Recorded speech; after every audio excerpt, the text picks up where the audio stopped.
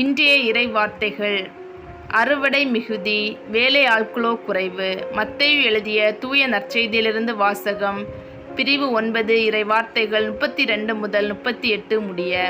அக்காலத்தில் பேய் பிடித்து பேச்சிழந்த ஒருவரை சிலர் இயேசுவிடம் கொண்டு வந்தனர். பேயை அவர் ஓட்டியதும் பேச இயலாத அவர் பேசினார்.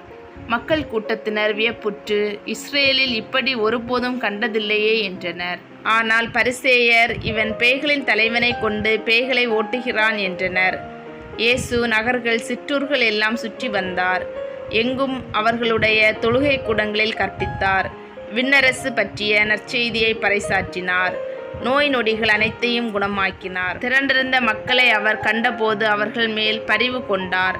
அவர்கள் ஆயரில்லா ஆடுகளைப் போல அலைக்கழிக்கப்பட்டு சோர்ந்து காணப்பட்டார்கள்.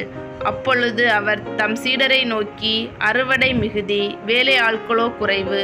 ஆகையால் தேவையான வேலை ஆட்களை தமது அறுவடைக்கு அனுப்பும்படி அறுவடையின் உரிமையாளரிடம் மன்றாடுங்கள் என்றார். இது ஆண்டவர் வழங்கும் அருள்வாக்கு. இறைவா, உமக்கு நன்றி.